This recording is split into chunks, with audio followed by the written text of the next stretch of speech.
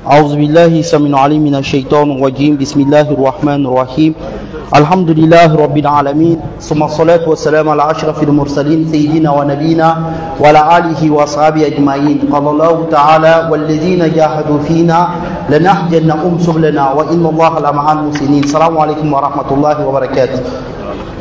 Alhamdulillah, chers frères et sœurs à l'islam, nous remercions Allah subhanahu wa ta'ala pour ses innombrables bienfaits à notre égard. On demande sa paix et sa miséricorde sur son saint prophète Mohammed sallallahu alayhi wa sallam, sa sainte famille, ses nobles compagnons, ainsi que tous ceux qui ont emboîté ses pas jusqu'au jour de compte. Face à laquelle nous soyons parmi eux.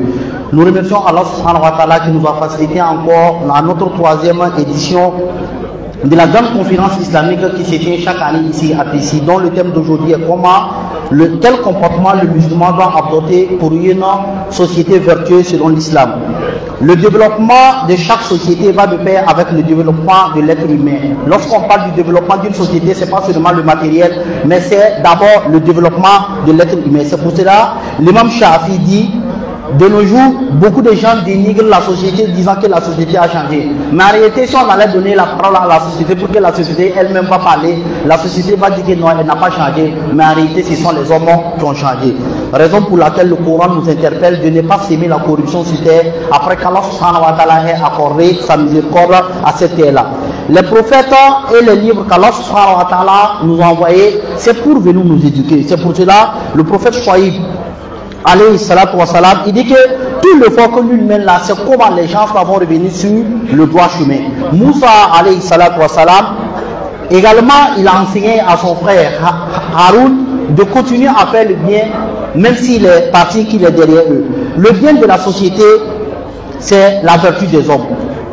Quand on parle de la vertu des hommes, il ne faut pas que quelqu'un indexe l'autre, chacun n'a qu'à se voir lui-même. Qu'est-ce que moi je peux faire pour que la société puisse aller en avant? C'est pour cela Allah subhanahu wa ta'ala dit dans le Coran, Allah nous dit de ne pas détruire la nation après qu'Allah subhanahu wa ta'ala lui-même il a arrangé cette nation-là. Youssouf alayhi salatu wa salam, dans le Coran, Allah subhanahu wa ta'ala nous parle de Youssouf lorsqu'il est arrivé dans une cité où il y avait la corruption, et avec la science et l'honnêteté qu'il a, il a été la cause pour qu'Allah subhanahu wa ta'ala remette en Égypte la satiété après qu'il y ait eu la faim dans cette nation. Lut également, Allah il a envoyé pour qu'il interpelle les gens d'arrêter l'homosexualité. De la même manière, le prophète Shuaïb, lorsqu'il est venu dans sa cité, il a appelé les commerçants à être droits dans les mesures et de ne pas tricher là-dedans.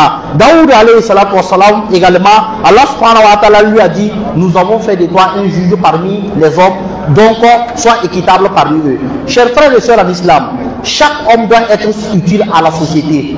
Personne ne doit être neutre. Chacun à son niveau doit essayer de voir qu'est-ce qu'il lui peut faire pour que la paix revienne au Burkina Faso. Car Allah subhanahu wa ta'ala va nous demander compte. Raison pour laquelle le chef dans cette grande conférence nous a donné 10 grands comportements que chaque musulman et musulman doit adopter afin que la paix revienne ici. Premièrement, c'est la conviction.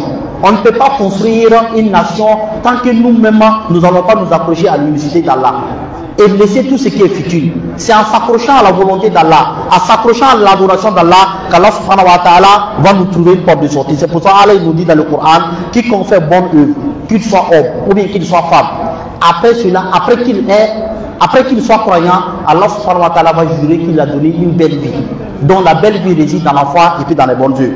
Également, on voit au Burkina Faso des situations de problème, plein de musulmans, ils prient, ils jeûnent, mais quand on regarde les œuvres avec la croyance islamique, c'est carrément le ciel et puis la terre. Raison pour laquelle chacun de nous doit faire un effort pour être droit dans tout ce qu'il fait. Deuxièmement, pour avoir une société vertueuse, le chef nous a dit, nous devons nous baser sur le Coran.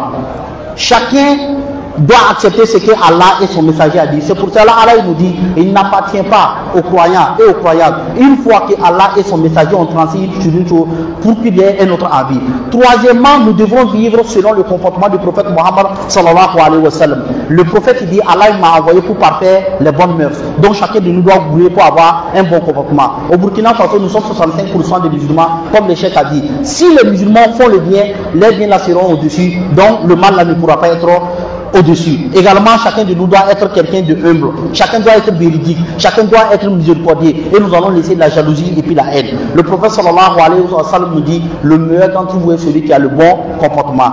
Donc également, Comme quatrième comportement, nous devrons avoir une famille apaisée. Si on veut que la paix revienne dans notre pays. Allah subhanahu wa ta'ala nous dit dans le Coran, préservez-vous du feu de l'enfer, vous ainsi que votre famille. Donc chaque musulman doit être responsable dans sa famille. Allah subhanahu wa ta'ala va lui demander compte. La vertu d'une société commence dans la cour avant de partir en avant. Qu'Allah nous facilite la compréhension. Également, on nous a interpellé dans l'éducation de nos enfants. L'éducation de nos enfants est un volet très important. Et pour arriver à cela, nous devrons être doux dans notre éducation. Le prophète nous dit, sallallahu alayhi wa sallam, la douceur embellit toute chose. Et quoi? Et le manque de douceur également dans toute chose, la vie. Raison pour laquelle on doit faire l'effort pour être doux dans ce que nous faisons. Et également s'entraider dans l'éducation. L'éducation, ce sont les trois volets. Le chef, il a parlé de la maison, de l'école et des médias. Tous ces trois entités-là doivent se mettre ensemble pour que l'éducation de nos enfants puisse être une réalité. Cinquième comportement qu'on doit apporter pour que notre société soit une société vertueuse, c'est d'avoir de bons cœurs. Le prophète sallallahu alayhi wa sallam dit que dans le cœur de l'être humain il y a une chair. Si cette chair est bonne, tout le corps est bon. Mais si cette chair est mauvaise, tout le corps est mauvais. Et c'est quoi? C'est le cœur. Donc chacun de nous doit vouloir pour avoir un bon cœur. On doit faire attention à la jalousie, à la haine, parce que ce sont des choses qui détruisent les nations. Sixième bon comportement, on doit rechercher la science et valoriser les savants.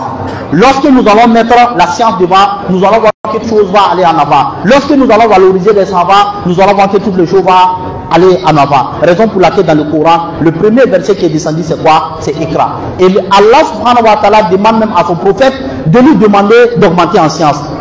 Allah subhanahu wa ta'ala nous facilite une bonne compréhension. Et avoir une science profonde du Coran et de la Sunna, c'est ça qui doit être premièrement.